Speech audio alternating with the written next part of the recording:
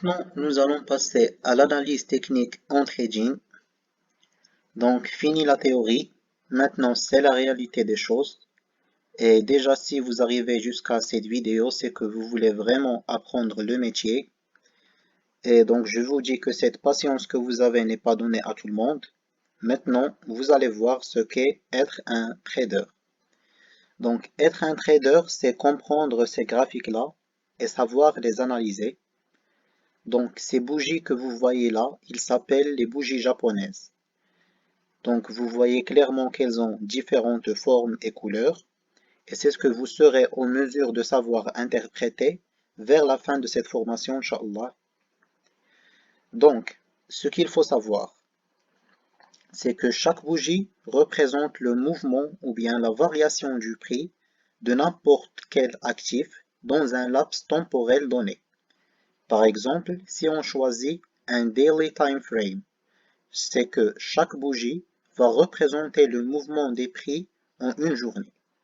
Si on choisit le Weekly Time Frame, c'est que chaque bougie va représenter une semaine et ainsi de suite. Donc, les bougies japonaises. Premièrement, si vous trouvez que la bougie est en vert, c'est que c'est une bougie en hausse. Si vous la trouvez en rouge, c'est que c'est une bougie en baisse. Donc, ce que vous trouvez ici, coloré et rempli, c'est le corps, c'est le body, le corps de la bougie. Ces deux traits-là, on les appelle les mèches. Donc, le trait en haut, il nous indique le prix le plus haut que le prix de n'importe quel actif a pu réaliser durant une journée ou bien une semaine, ça dépend du time frame donné. Et le trait qui est en bas, il nous montre le prix le plus bas que l'or ou bien le pétrole par exemple a pu atteindre. Aussi, il faut savoir des mots techniques, par exemple bullish. Il fait référence aux bulls, ce sont les taureaux. Et les taureaux font référence en trading aux acheteurs. Donc si vous entendez de bullish market, ça veut dire qu'il y a des acheteurs plus que les vendeurs. Ici, c'est les bears, ce sont les ours. Et les ours en finance, ils reflètent les vendeurs. Donc, cette bougie haussière, elle s'appelle en trading bullish candlestick. Et celle-là, it's a bearish one. Donc, il est très important de maîtriser le jargon. Comme ça, si vous êtes dans une conférence ou n'importe quoi, vous connaissez et vous saurez de quoi on parle. Donc, maintenant, on va commencer le vrai métier du trading. Et avec the first pattern, the trading of support and resistance. Le trading des supports et résistances. En arabe, jara' ou al-muqawama. Donc, si on jette un coup d'œil, comme ça on est débutant, on jette un simple coup d'œil. On voit que le prix atteint ce niveau et il descend. Une deuxième fois, le prix atteint ce niveau et il redescend. La troisième fois et la quatrième fois. Donc, quand on identifie un niveau identique à celui-là, on l'appelle un niveau de résistance. C'est un niveau psychologique. Les market makers, les banques centrales, ils veulent pas que le prix soit au-dessus de ce niveau. Ils ne l'acceptent pas. Et du coup, dès que le prix atteint ce niveau, il redescend. Donc, nous, comme étant des traders, on identifie le premier contact, le deuxième contact, le troisième contact, on relie les plus hauts avec une ligne. Et quand la quatrième fois le prix retouche ce niveau, alors là je vends. Et imaginez si vous vendez là, et vous vous trouvez avec un take profit jusqu'ici. Donc, vous pouvez être sûr que vous avez réalisé votre objectif mensuel en une seule position. Et là, vous pouvez voyager ou bien vous concentrer sur vos études ou quoi que ce soit. En revanche, ici, c'est le contraire. Le prix atteint ce niveau et il monte.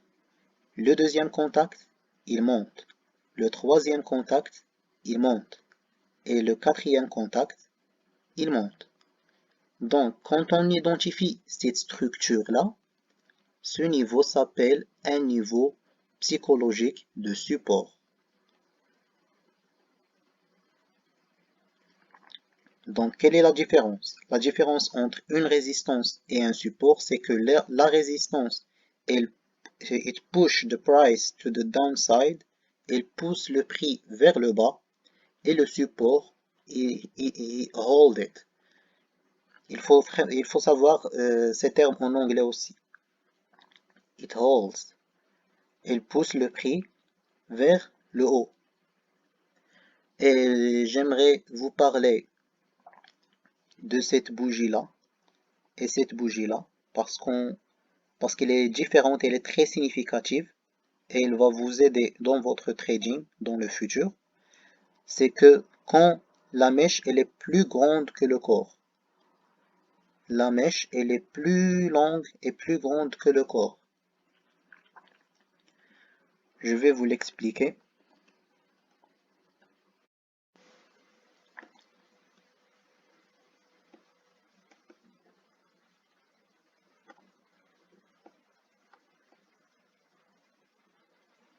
Donc, quand vous voyez que la mèche elle est 2 fois voire 3 fois plus grande que le corps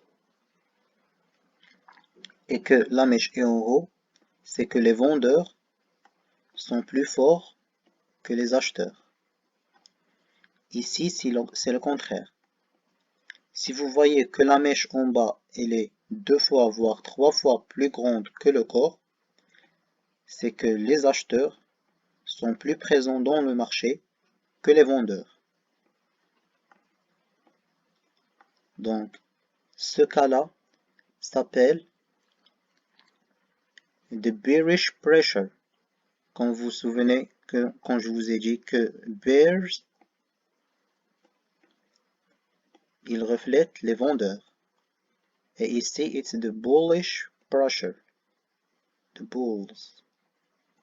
Donc, quand vous voyez cette configuration, soyez sûr que le marché va descendre. Quand vous voyez cette configuration-là, c'est que le marché va monter.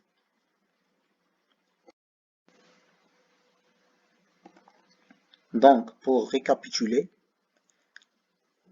quand le prix atteint un certain niveau, mais il refait toujours